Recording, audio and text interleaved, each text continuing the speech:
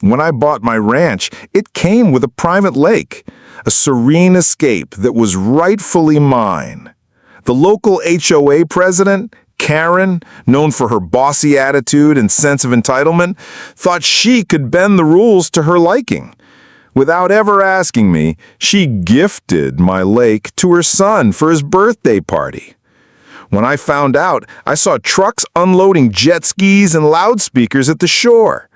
When I confronted her, Karen snapped, insisting it was community property now. She even called the cops, claiming I was harassing her family. The officers quickly sided with me once I showed them the deed, proof the lake was legally mine. But what Karen didn't know was that I had recently been elected treasurer of the HOA, meaning I controlled the budget. When she pushed for HOA funds to cover her son's lake improvements, I shut it down. Instead, I redirected funds toward fair projects that benefited everyone: a new park, trail maintenance, and neighborhood security.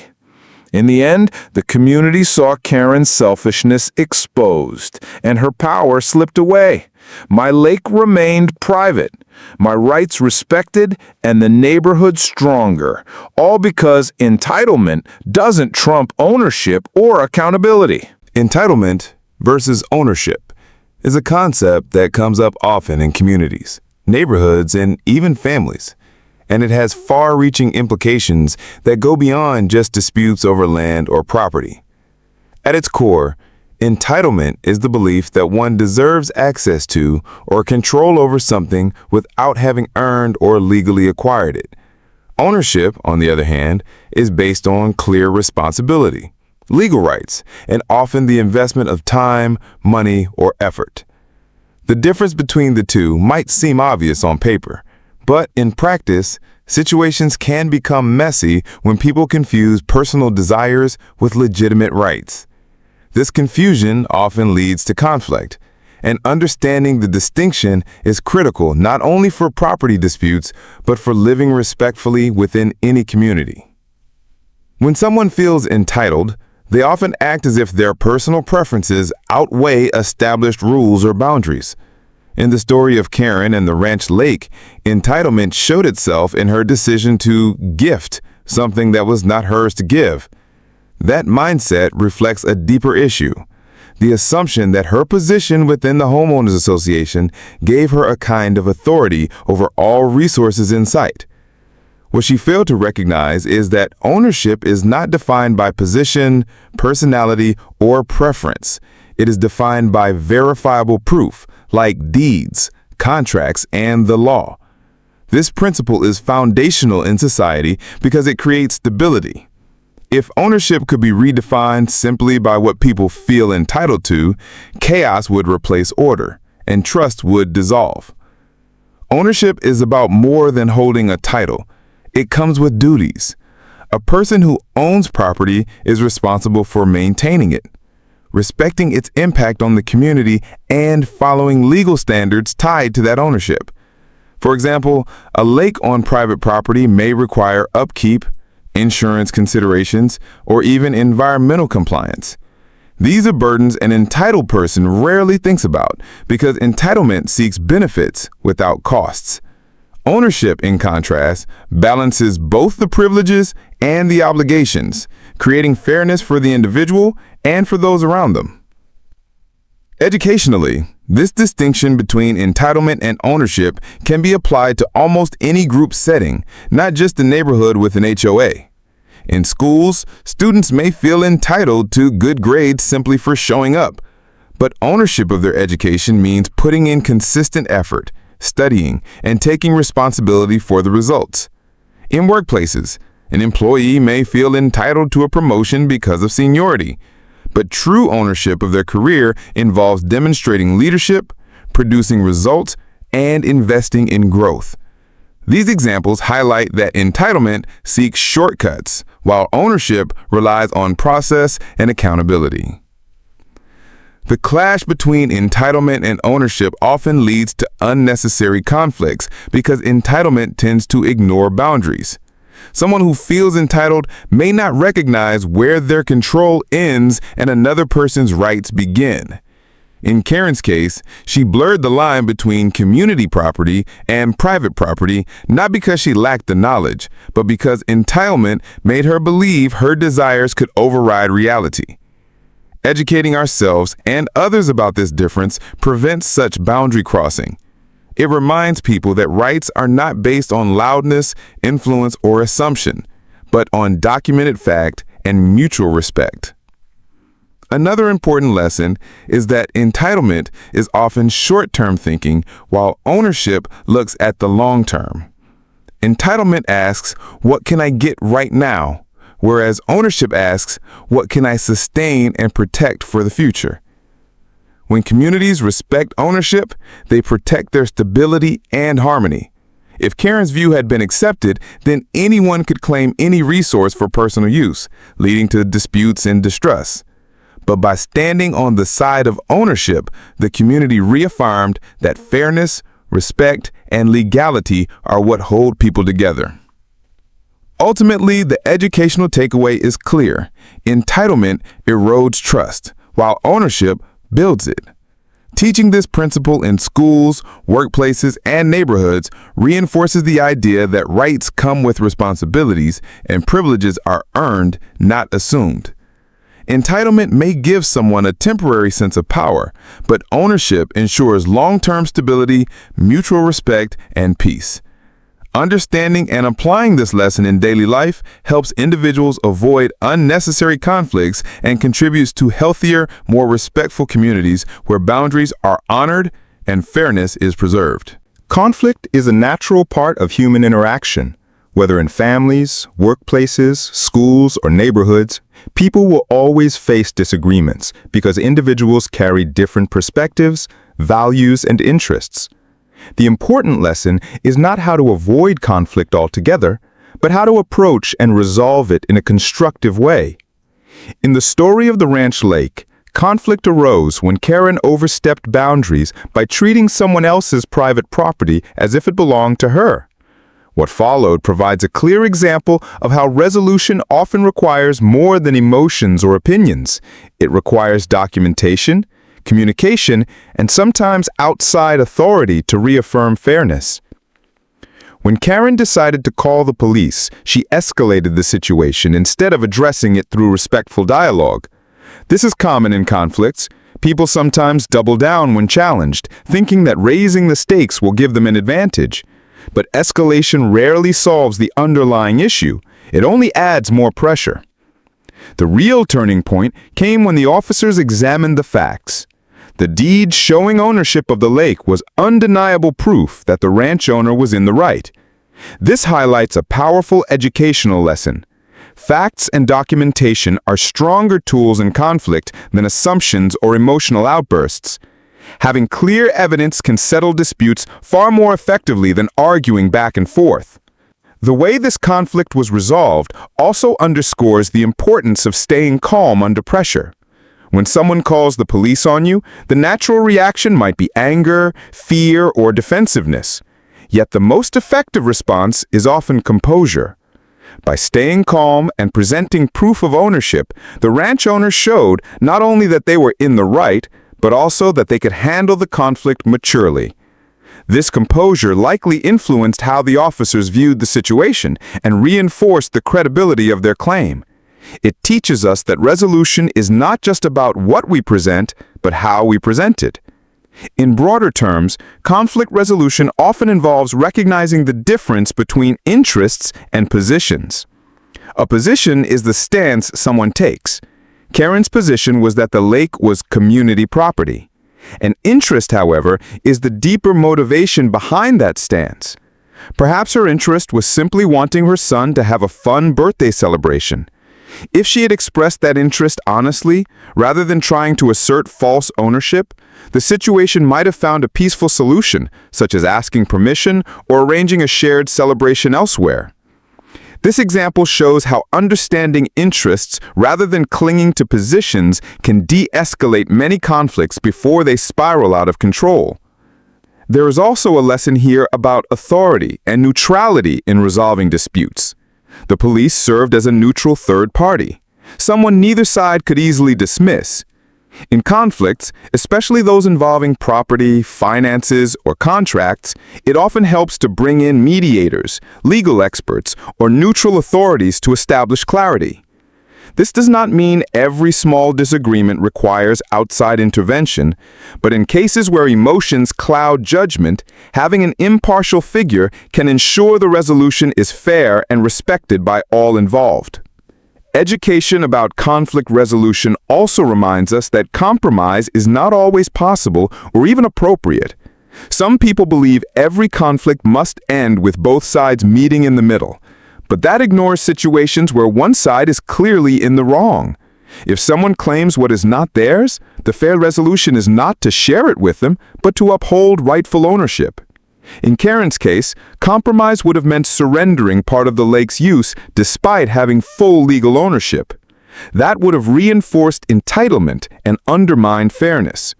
Thus, resolution must be about justice and clarity, not simply appeasing all parties. Finally, the long-term impact of how conflicts are handled cannot be ignored. By resolving the lake dispute with evidence and authority, the ranch owners set a precedent in the community. Rules and rights matter more than entitlement or loud demands.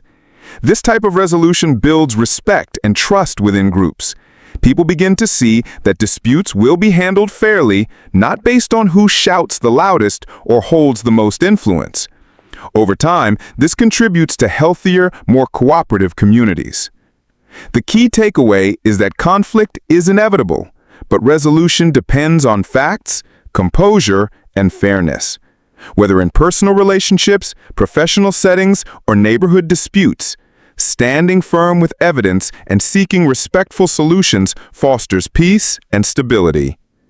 Conflict should not be feared, but seen as an opportunity to reaffirm boundaries, strengthen relationships, and build respect. Accountability is one of the most powerful forces in any community or organization. It is the idea that people in positions of responsibility must answer for their actions, decisions, and the resources entrusted to them. Without accountability, power is easily abused, rules lose their meaning, and trust begins to disappear. In the story of the ranch lake, accountability played a surprising role once the ranch owner was elected treasurer of the homeowners association. What began as a personal dispute with Karen eventually turned into a lesson on how responsibility and oversight can correct unfairness and bring balance to a community. Karen had operated for a long time under the assumption that her position as HOA president gave her unlimited influence. She believed she could decide what belonged to whom and even allocate funds as she pleased. But the role of treasurer is unique. It comes with control over the community's budget, which means that every expenditure must be documented, justified, and approved. The treasurer is accountable not only to the other board members, but to the entire community. That accountability shifts power away from personal agendas and toward collective fairness. When the ranch owner stepped into this role, Karen suddenly found herself facing a boundary she could not cross. This moment demonstrates an important truth. Accountability works best when it is tied to systems rather than personalities.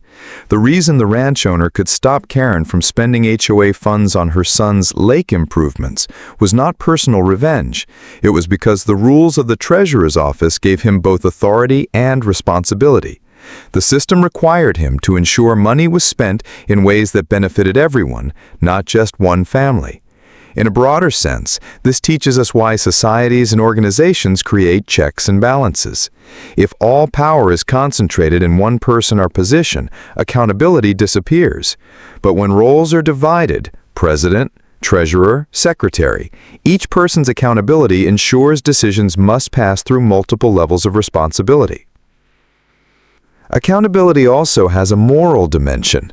It is not just about following rules, but about living up to the trust others have placed in you. When the ranch owner redirected funds to projects like park improvements, trail maintenance, and neighborhood security, he showed that accountability is not simply about saying no to selfish requests, but about saying yes to what benefits the greater good. This demonstrates the positive side of accountability. When people understand they are stewards of shared resources, they make decisions with fairness, equity, and long-term benefit in mind. Education on accountability can be applied across all areas of life. In schools, students are accountable not only for their grades, but for their behavior and how they treat others. In workplaces, employees are accountable for their performance, but leaders are also accountable for creating environments that encourage growth and fairness. In government, officials are accountable to citizens, which is why transparency and oversight are so important. Each of these examples shows that accountability prevents entitlement from flourishing. It creates balance by reminding people that authority is not a free pass, but a responsibility to serve others. It is also worth noting that accountability often reveals character. Some people thrive under accountability, using it as motivation to make fair and ethical decisions. Others resist it, trying to find loopholes or avoid scrutiny. Karen's resistance revealed a sense of entitlement and a desire to control without responsibility. The ranch owner's acceptance of accountability, however, showed maturity and leadership. He did not use his position to get back at Karen, but instead applied fairness, which earned him respect from the rest of the community. This teaches us that accountability, when embraced, strengthens reputations and builds trust, while resistance to accountability often exposes weakness or selfishness. Long-term, accountability builds stronger communities. When people see that resources are managed fairly, that leaders must answer for their decisions, and that favoritism is not rewarded, they begin to invest more trust in their community.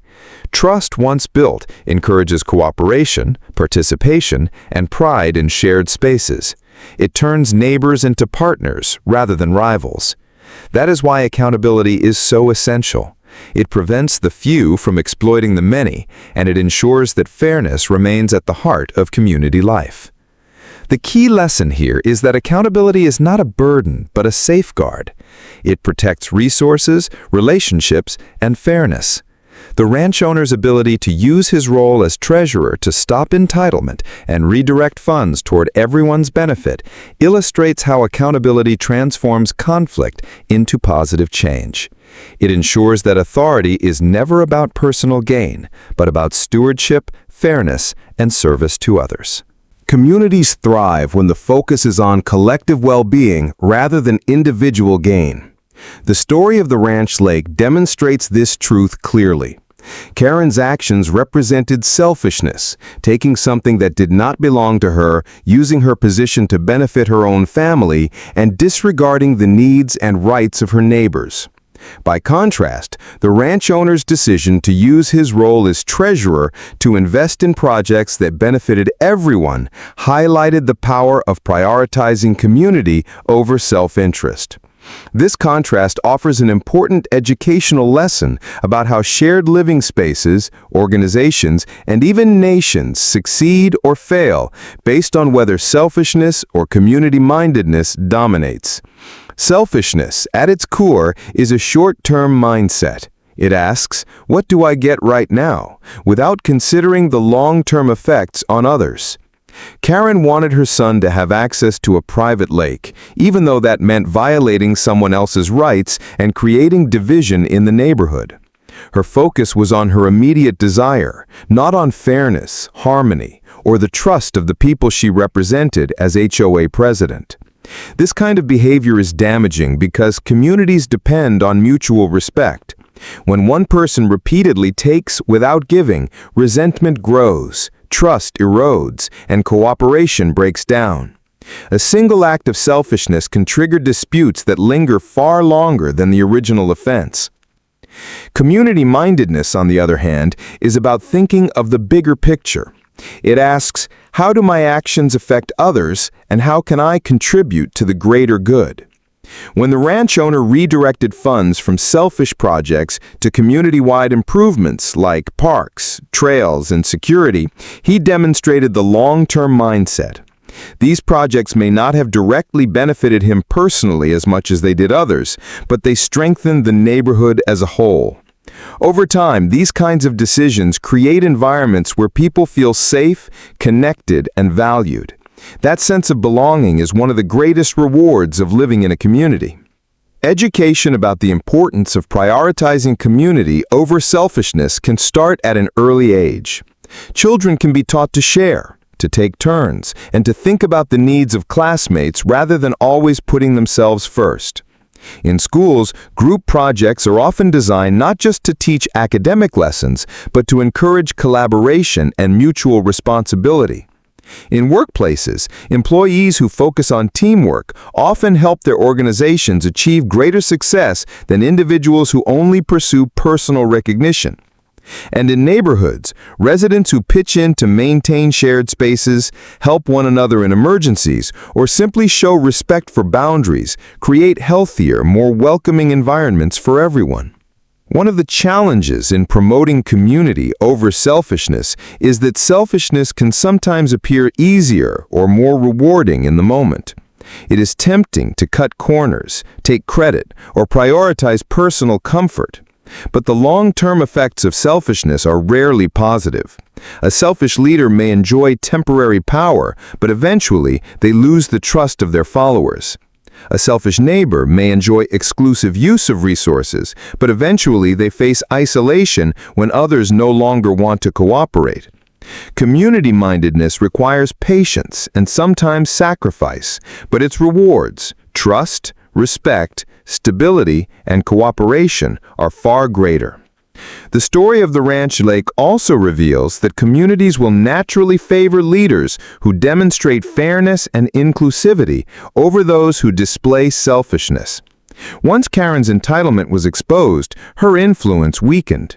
By contrast, the treasurer's focus on fairness strengthened his credibility and earned him the respect of others. This outcome reinforces the idea that communities thrive under leaders who serve rather than take, who listen rather than impose, and who value fairness over favoritism. Ultimately, the lesson is clear. Selfishness divides, but community unites. A neighborhood, workplace, or even a family becomes stronger when individuals are willing to put the collective good above their own immediate desires. When people ask not only what do I get, but also how do we all benefit, the result is greater harmony, cooperation, and shared success. The Ranch Lake incident is more than just a story about property rights. It is a reminder that true strength in any group comes from choosing community over selfishness.